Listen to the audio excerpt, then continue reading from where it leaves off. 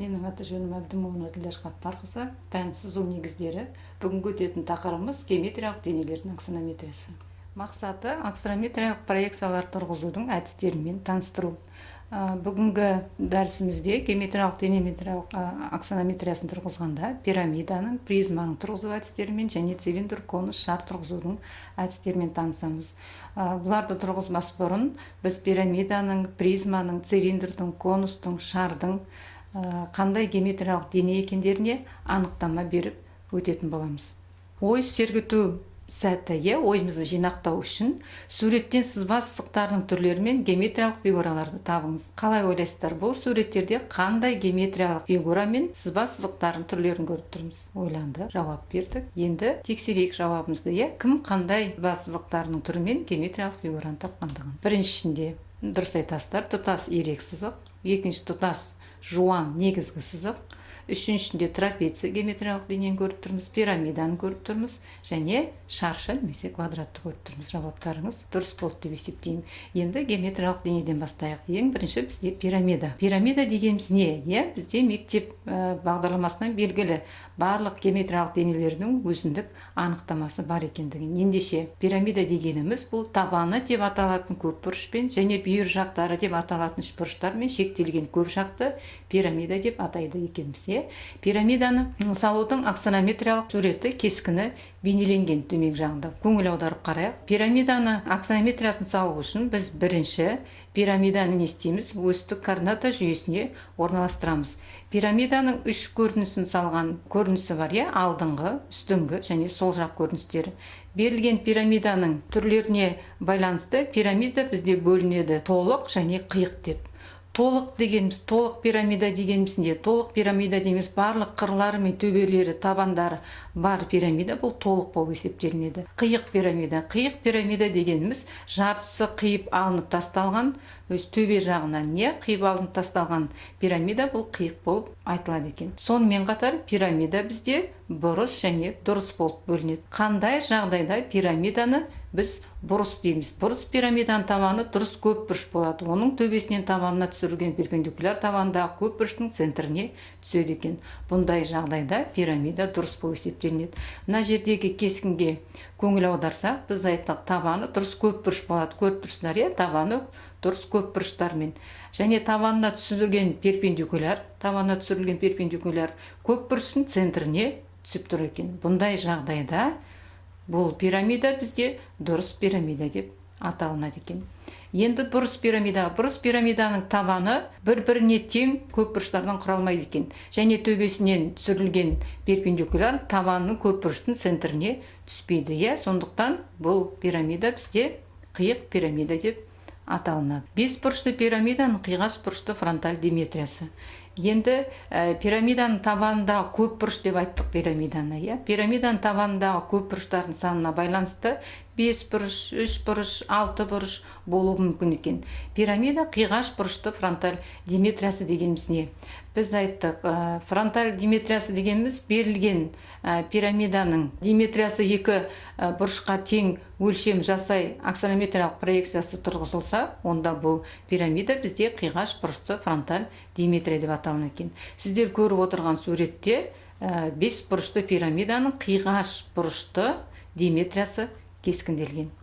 Енді есімізде сақтап қалу үшін пирамида дегеніміз не екен? Сонымен берілген анықтама бойынша пирамида дегеніміз көпбұрыштардан тұрған геометриялық дене екен. Дұрыс айтасыздар. Келесі дене бізде призма. Призма бұл табандары деп аталатын екі жағы параллель тең көпбұрыштар, ал қалған бүйір жақтары параллелограммдар болатын көпжақты призма деп атайды екен.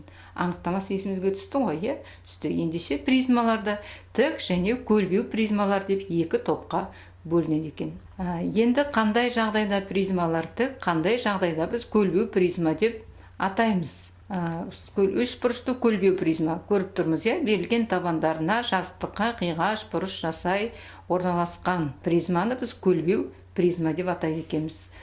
Сонымен қатар призмада дұрыс және бұрыс деп бөлінуі мүмкін екен. Дұрыс 6 бұрышты призма мен оның фронталь қиғаш бұрышты диметриясы берілген суретте кескінделген.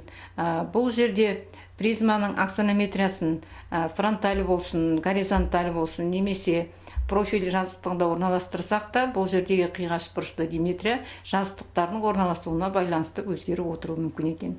Берілген алты бұрышты дұрыс призманың фронталь қиғаш бұрышты диметриясын салу үшін біз бірінші координата осьтерін тұрғызып аламыз. Координата осіне параллель етіп, оның бүкіл қырлары мен бүйір жақтарын орналастырады екенбіз. Цилиндр.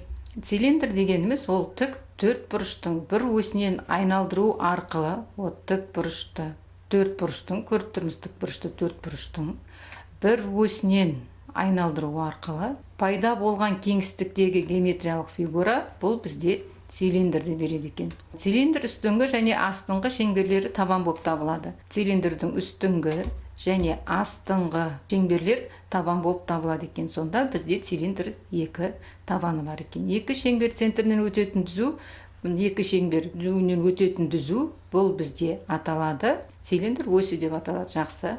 Табан радиусы цилиндр радиусы болып табылады екен. Цилиндрдің биіктігі екі шеңбер арасындағы қашықтықты айтады. Енді горизонталь проекция жазықтығында тұрған цилиндрдің сызбашы және тік бұрышты изометриясымен жазбасына қарайық. Көлбей бұл жердегі цилиндрді көріп тұрмыз. Цилиндрде де дәл солай көрінісі алдыңғы, сол жақ және үстіңгі көріністері бейнеленген. Бұнда да бірінші аксонометриялық проекция жазықтығын тұрғызып аламыздағын, оған біз бейнелейміз цилиндрдің изометриясын. Енді бұл жерде диметрия деп атырмыз, изометрия деп атырмыз. Бір-бірімен айырмашылығы қандай? Біз айттық, диметрия дегеніміз тік бұрышты, екі өлшем деген мағынаны білдіреді екен диметрия деген сөз. Ендеше екі жағы тік болып келетін жазықтыққа орналастырса, ол бізде диметрия. Есе жазықтықтар тең кеңістікті тең үш бөлікке бөлетін болса, бұл берілген координата жүйесіндегі жазықтық бізде изометрия деп аталынады екен. Сол изометриялық жазықтыққа орналастырылған геометриялық дене бұл сол жазықтықтың атауымен айталық, там тік бұрышты изометриясы, пирамиданың немесе призманың тағы басқа атаулары болуы мүмкін екен. Келесі суретте көріп отырғандарыңыз бұл цилиндрдің жазбасы. Сонда бұдан байқайтынымыз тік төрт бұрыштан екі шеңберлерден құралатынын байқап тұрмыз.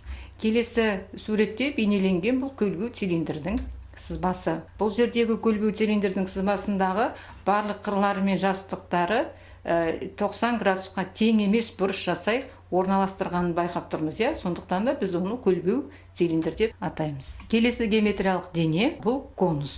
Бұл жерде бірнеше суреттер берілген. Конустың жалпы табиғатта, тұрмысымызда қолданылатындығы туралы. Енді конус дегеніміз қандай геометриялық дене? Бұл тік бұрышты үш бұрышты катеттерінің біреуінен айналдырғанда шығатын айналу денесін конус деп атайды екенбіз.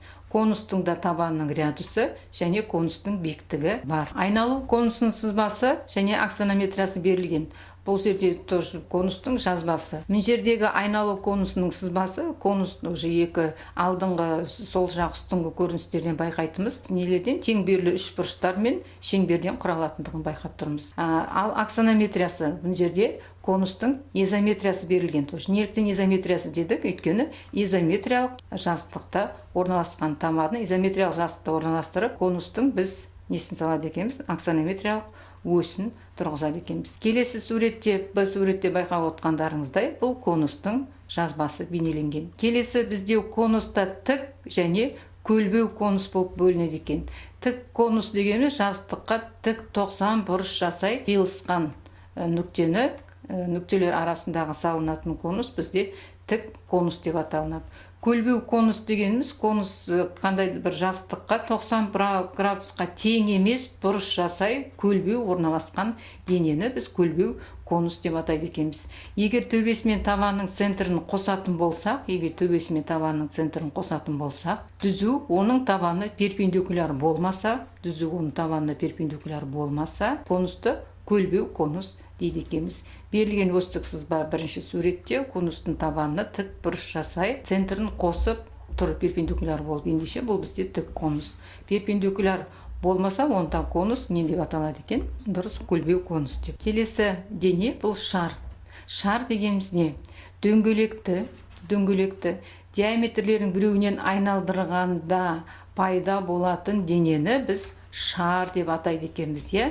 Шардың бетін не деп атайды? Сфера дейді. Оның проекциялар өзара тең шеңберлер болады. Шардың проекциясы.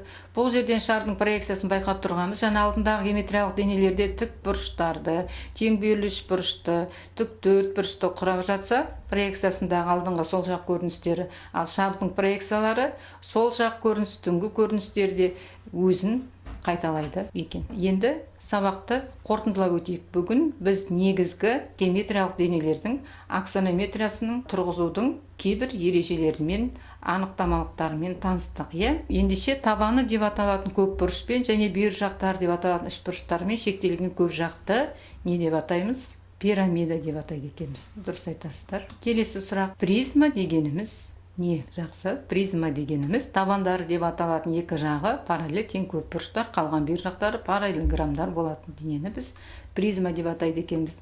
Призма тік және көлбеу болады екен. Келесі сұрақ. Тік төртбұрыш өзінің бір қабырғасынан айналдырғанда шығатын айналу денесі бұл цилиндр. Жақсы. Келесі сұрақ. Егер төбесі мен табанының центрін қосатын түзу, оның табанына перпендикуляр болмаса, онда ондай конусты қандай конус дейді? Көлбеу конус дейді. Жақсы. Келесі сұрақ. Шардың бетін не дейді? Дұрыс айтасың, шардың бетін сфера дейді. Сонымен бүгінгі тақырыбымызды қысқаша қорытындылап өттік. Сонымен геометриялық денелердің аксонометриясын тұрғызудың бастапқы әдістерімен таныстық.